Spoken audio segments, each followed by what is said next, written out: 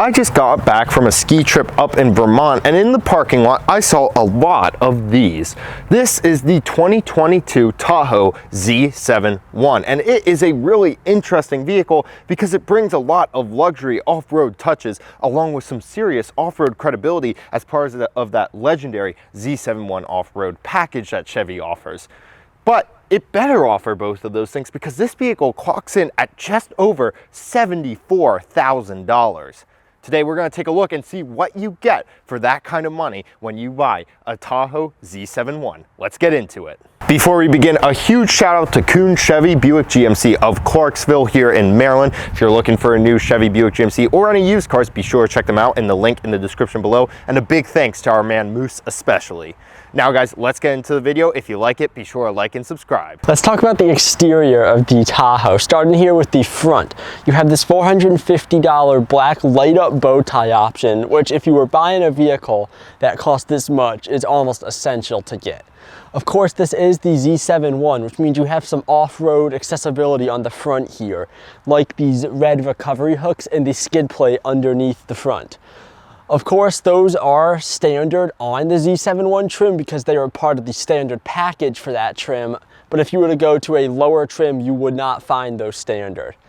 Of course, as I mentioned, this vehicle is meant for off-roading, so it does have 34.5 inches of front approach with the air suspension and about 31.5 without it. And if overall, it has about 10 inches of ground clearance with the air suspension and about 8 without. Let's talk about the headlights in particular. You do have LED daytime running lights as well as normal headlights, but one thing you do not have on this vehicle are fog lights. If you want to get fog lights on a large GM SUV like this, you'd have to get a GMC Yukon. There's an interesting feature to be lacking on a vehicle that costs well over 70 grand. Moving along to the side of the Tahoe, of course you do have these rugged all-terrain tires as part of the Z71 package with the 20-inch machined aluminum wheels. As you move back, you do have the power folding and heated mirrors if you get the luxury package. You do have these tubular step assist boards, as Chevy calls them, which are a must on a vehicle of this size, especially if you want to access the low profile roof rack on the top of the vehicle.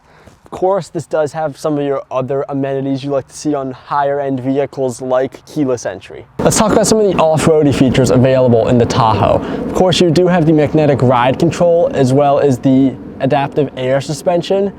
And for 2022, you have the new electronic limited slip differential. And what that's gonna help you with is torque management, traction, and all that other stuff that might be very useful when off-roading. Moving along to the back of the Tahoe, you do have LED taillights, which do indeed say Chevrolet inside of them, unlike the ones on the front.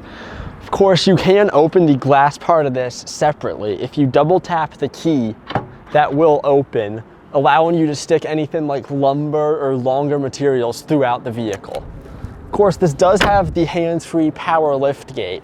We found the best place to kick to get it to work is right in between the exhaust and this back section of the bumper. If you kick right around there, it should open. When in the back of the Tahoe, you do actually have pretty good storage space with all the rows up, about 25.5 cubic feet, which is certainly not bad. If you put these rows down, which can be done using the buttons back here, you can get up to about 72.6 cubic feet of storage space. And if you were to take it even further and put the next row down, you'd get around 122.9 cubic feet of storage space. And one thing me and Jake noticed when testing this is if you put these second row seats down, occasionally the headrest of the seat will actually catch the screen, which we don't believe will actually shatter it, but that is a bit of a concerning thing to notice. Now let's look under the hood of the Tahoe. Of course, this vehicle is powered by a 6.2 liter V8, which is going to produce about 420 horsepower, 460 pound-feet of torque. That power is going to be going to all four wheels, and it has a 10-speed automatic transmission. For your gas mileage, you can expect about 14 city and 19 highway, which is certainly what you'd expect from a vehicle of this size. And this vehicle can tow up to 8,100 pounds, which we will get into a bit more in depth when we talk about the towing systems in the interior of the vehicle. Let's talk about the safety features available in the Tahoe. Of course, you have front and rear parking assist, as well as lane keep assist and lane departure alert.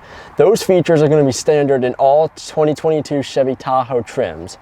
You also have front and rear pedestrian detection, as well as rear cross traffic alert. This vehicle did get a 4-star safety rating. Now let's talk about the trims of the Tahoe. And now you might notice this is a Z71. There are only 3 Tahoes on the lot and only 2 trims on the lot.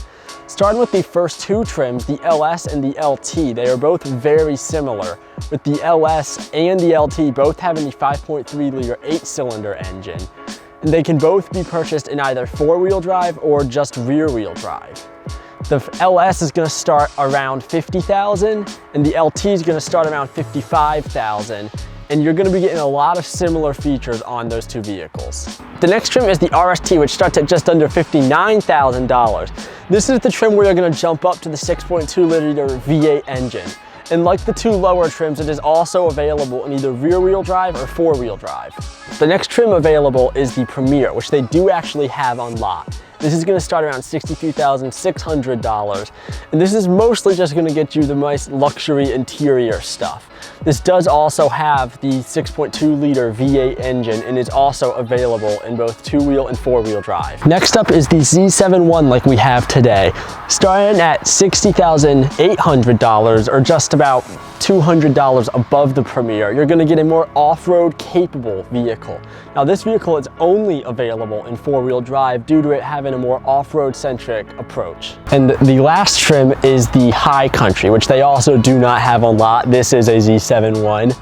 But the High Country is going to be your top of the line Tahoe, starting at $70,500. It's going to get you some very nice interior amenities and the High Country badging. Now let's get into the interior of the Tahoe. Here is your key. We're going to give you a quick kind of point of view here. As Colin mentioned, there is the keyless locking system. So all you have to do is push the button and you'll get into the car. Pretty good sound from the door there. Let's start up the vehicle. Just push button start as one would expect. Put your foot on the brake, push the button, and on it goes. And you can see lots of beeping, lots of screens and lights everywhere. You have this large digital gauge cluster. We're going to take a bit of a closer, more in-depth look at that and the screen right here. But while we're in this point of view mode, I kind of just want to give you a feel for what the vehicle feels like quality-wise and what the materials feel like. So there's a really nice choice of materials here. The chrome, the leather, the wood, the stitching especially. Love the white stitching on the black leather. It's a really great look, and everything here is soft to the touch, which is very nice to see. However, not all the touch points necessarily are great. In your center console right here, lots of hard plastic there. I guess that's good in case you spill your drink, but it would be nice to see maybe some wood here, something other than just black plastic. Remember, this car is approaching $80,000. It's like $74,000. You're in true luxury territory here. The steering wheel, I've always disliked the steering wheel in Chevy trucks. They're way too thin, but that's just a preference thing. For someone with smaller hands, this may be a really nice feature. But if you have larger hands, just know it feels a little cheap, a little grainy almost in the leather. One final thing I want to bring your attention to is the wood trim up here is not in very well. You can just lightly tap it and it flexes pretty hard. Like, it is not in there well, and that's very concerning to me for this price point, seeing that. However, that's not really a touch point, so you may be okay. So overall, the interior look of the vehicle is very nice. There are some quality concerns with the black plastic down here in the middle, and this, how well this wood is put in. Like, I could see that falling out in a few years. It's really not in there well. And this is a completely new vehicle. Other than that, they did a really nice job visually with the interior. Let's take a bit of a deeper look at some of it. Now let's take a look at your infotainment screen. Let's go to the home page right here. You can see that you have deep Google integration with this vehicle. Play Store, Google Assistant, Maps. So instead of General Motors Maps, you now have Google Maps built right in, which is a really nice feature because most people would only use the Android Auto or Apple CarPlay maps. Now you can have that same map system integrated right into the normal vehicle ecosystem, which is really nice to see. Now, going back to the home right here, you can see that we have a Google Assistant. So, of course, you can have Google Assistant control things in your home. So you can have a, you know, if you have a smart thermostat, change the temperature while you're on your way home and do neat little things like that. And, of course, you can ask all sorts of different questions. When was the Great Molasses Flood?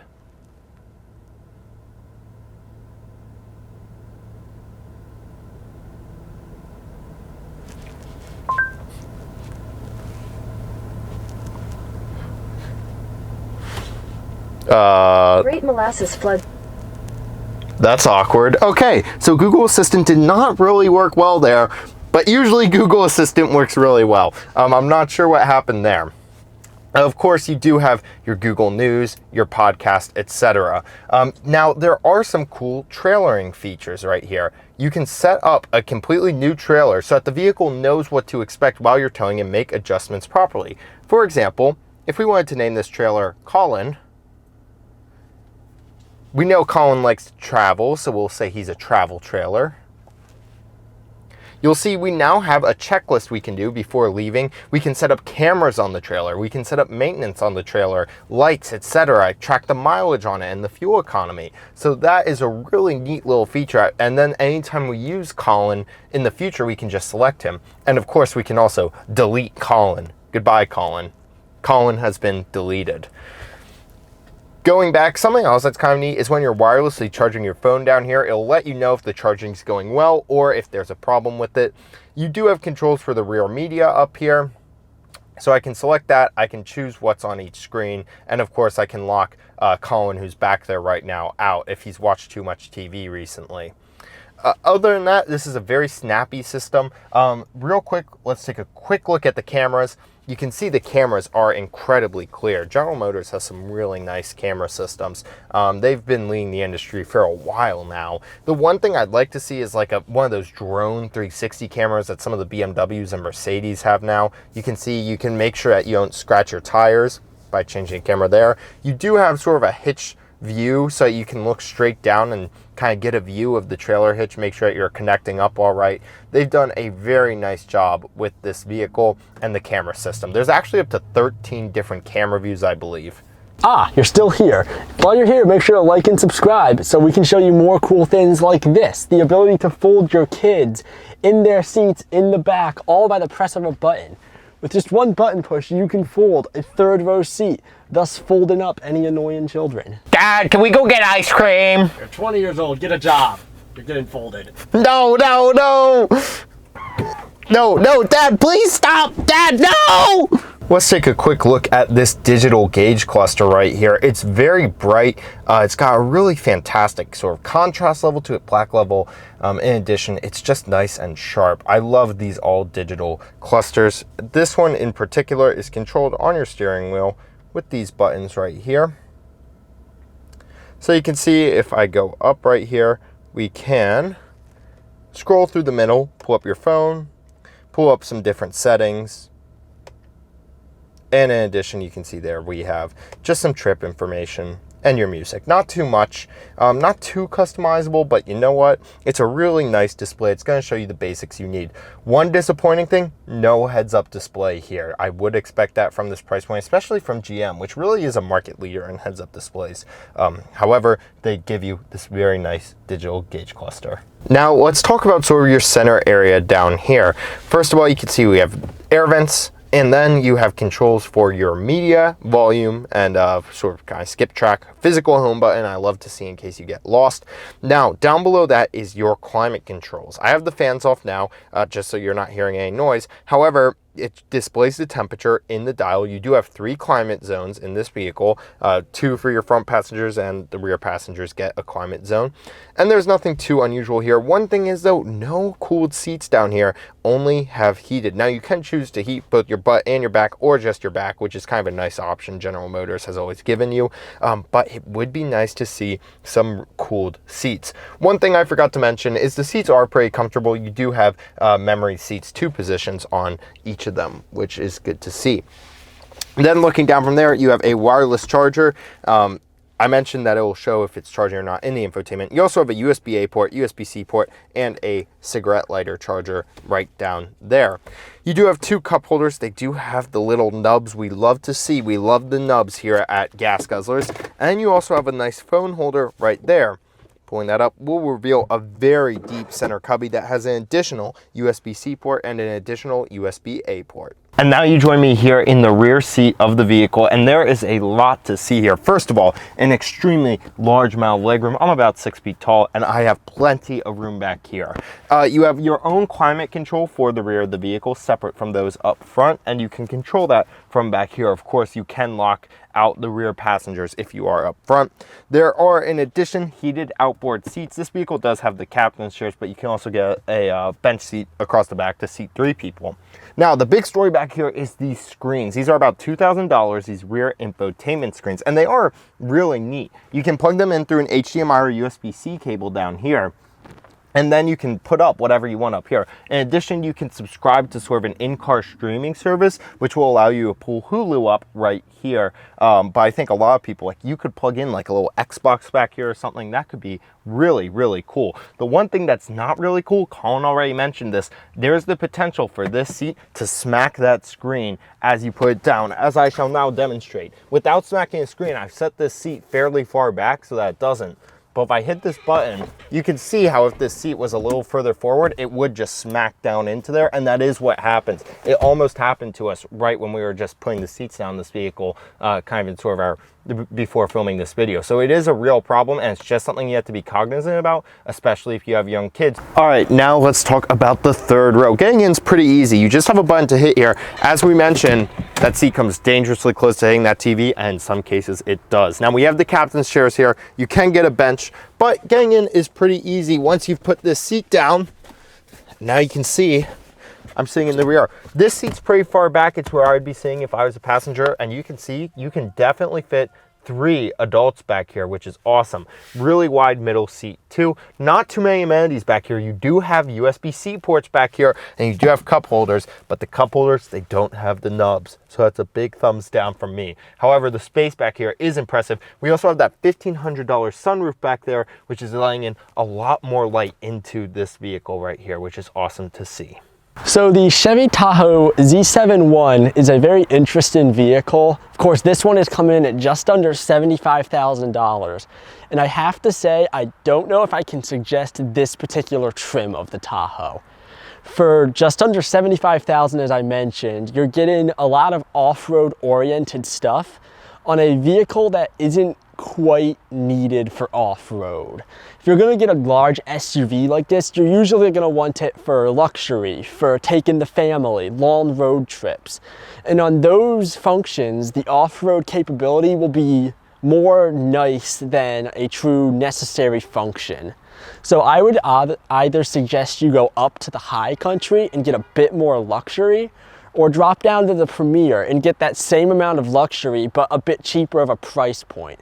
But if you really do want the off-road features in a vehicle like this, this is a great vehicle for that. It's got the luxury, off-road capability. Of course, it's not going to be exceptional off-road due to a high body weight, tall vehicle. And if you want pure off-road, Chevy certainly has pickup trucks that can deliver in that avenue a bit better than a Tahoe.